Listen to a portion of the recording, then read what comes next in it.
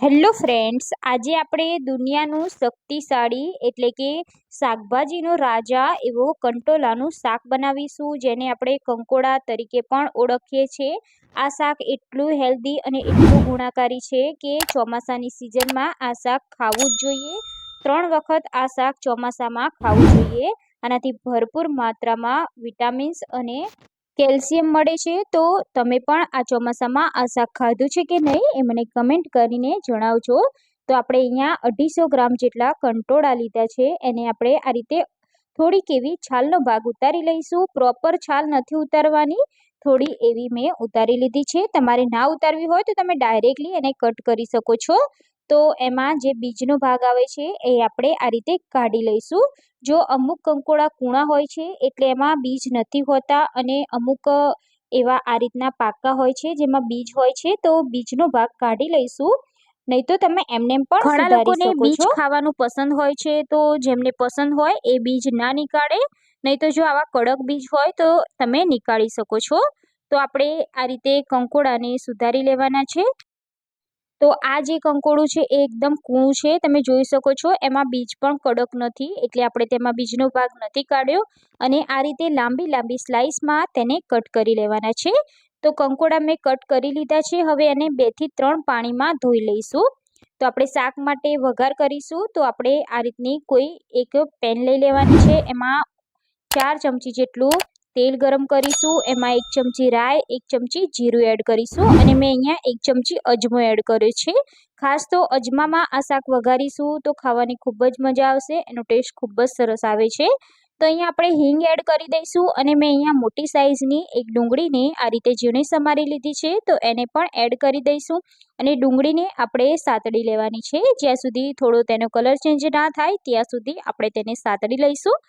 ડુંગળીને આપણે વધારે નથી સાતડવાની, હલકી એવો તેનો કલર ચેન્જ થઈ ગયો છે. તો હવે આપણે તેમાં આદુ, લસણ અને મરચાંની મેં પેસ્ટ કરી લીધી છે, તો એ એડ કરી દેવાની છે.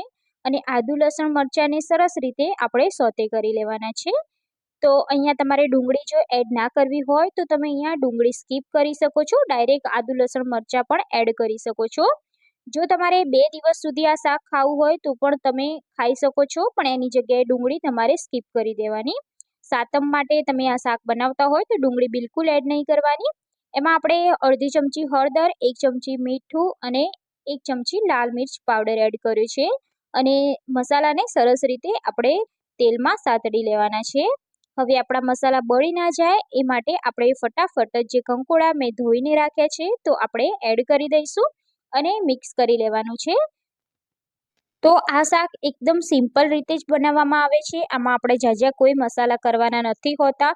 જો તમે આ રીતના આટલા મસાલા કરી લીધા તો પણ આ શાક એટલું ટેસ્ટી બને છે. જેને કંકોડા નહીં ભાવતા હોય એ પણ ખાવા લાગશે જો તમે આ રીતે બનાવી તો આ શાકને ચડાવતા આપણે આ રીતની એક થાળી મૂકી દેવાની છે. એમાં આપણે પાણી એડ કરી દઈશું 1 ગ્લાસ જેટલું, અને વરાળમાં આપણે આ શાકને ચડવા દેવાનું છે. તો અહીંયા તમે જોઈ શકો છો કે 5 મિનિટ જેવું સ્લો ગેસ પર મેં શાકને આ રીતે ચડવી લીધું છે. તો શાક આપણું એકદમ સરસ એવું ચડી ગયું છે. અહીંયા તમે એક કંકોડાનો ટુકડો કટ કરી અને ચેક કરી શકો છો.